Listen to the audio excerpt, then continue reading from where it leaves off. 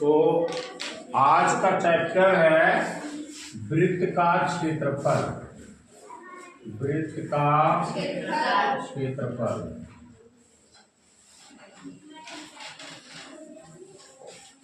वृत्त माने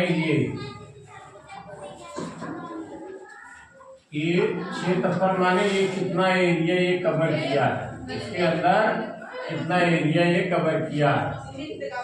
अब इसका सीधे सीधे फार्मूला है, सूत्र है, वृत्त का क्षेत्रफल बराबर पाई गुणे त्रिज्या स्क्वायर, जिसको शॉर्ट लिखते पाई आर स्क्वायर। त्रिज्या को स्मॉल आर से प्रदर्शित करते हैं, इसका संकेत है। ये ध्यान दो त्रिज्या को, क्योंकि बार बार इसका उपयोग हो रहा है। त्रिज्या को आर से डिनोट करते, मतलब प्रदर्शित करते, इसका संकेत है पाई आर स्क्वायर। जब कभी भी अगर इसका क्षेत्रफल निकालने की बात होगी, कैसे निकालते हैं, कैसे पाई आर स्क्वायर भाग आया, तो इसको एक वृत्त बनाओ और इसको 16 बराबर भागों में काट दिया जाता है। वो कैसे निकलता है ये आगे क्लास में आप लोगों को बताया जाएगा, समझ में आ गया।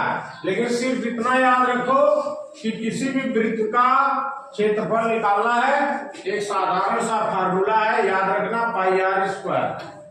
अब मान लो, माना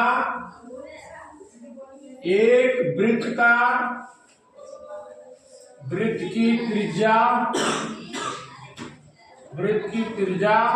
21 सेंटीमीटर है। कितना है?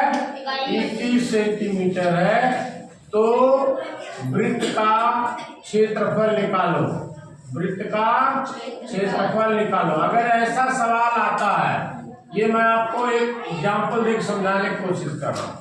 तो सबसे पहले लिखो क्या है त्रिज्या। त्रिज्या क्या दिया है? 21 सेंटीमीटर, सीधे सीधे लिख लिया। अब वो कह रहा है वृत्त का क्षेत्रफल, यहाँ लिखो वृत्त का क्षेत्रफल बराबर पाई आर स्क्वायर। पाई माने 22/7, इसका मान कांस्टेंट है, नियतांक है, निश्चित है, गुणे आर स्क्वायर माने 21 का स्क्वायर। जैसा जानते हैं घात 2 है, 21 का कितनी बार गुणा हो जाएगा?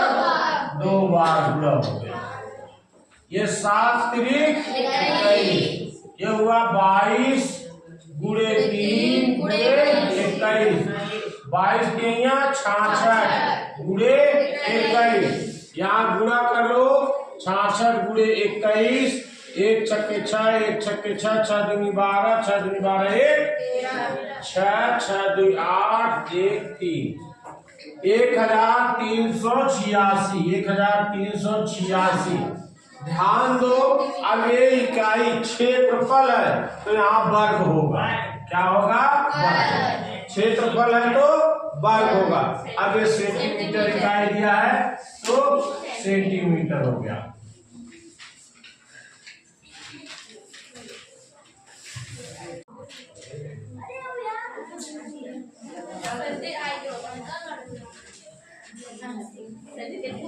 ये देखो, एक वृत्त का व्यास 14 सेंटीमीटर है, तो वृत्त का क्षेत्रफल बताओ।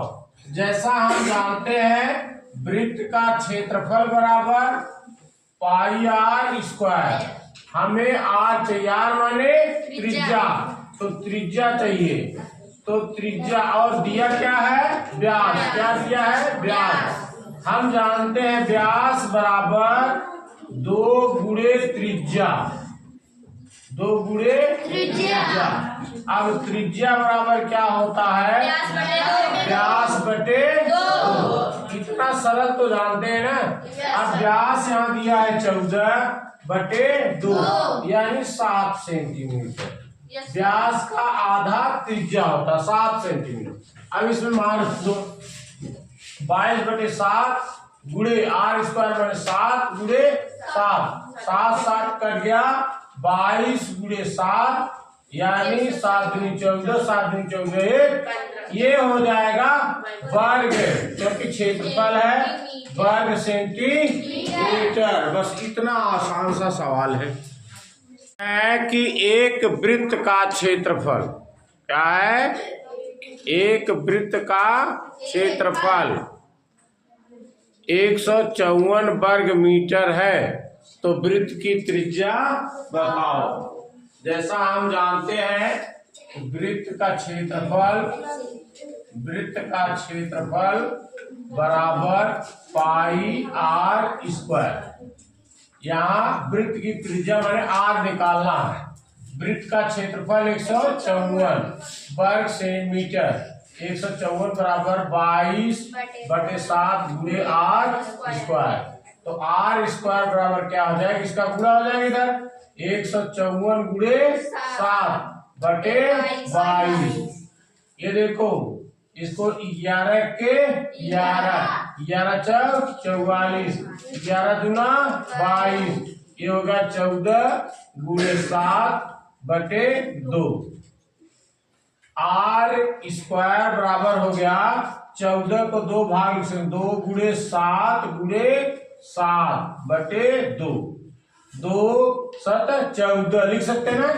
2 कट गया, बचा क्या, आर स्क्वायर बराबर 7 गुणे 7। आर बराबर हो गया करड़ी में 7 गुणे 7 बराबर 7, यानी आर माने त्रिज्या 7 मीटर। इसका हमने इसी में गुणा इसलिए नहीं किया, वैसे भी गुणा करोगे इसके आगे तो करो।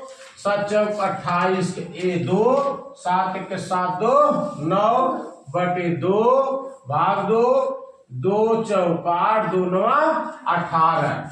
अगर इतना नहीं करना चाहते थे, आर स्क्वायर बराबर 49 हो गया, आर बराबर कड़ी में 49 हो गया, 49 का वर्गमूल प्लस माइनस 7, तो आर बराबर क्या हो गया 7। ऐसे भी कर सकते हैं और ऐसे भी कर सकते हैं।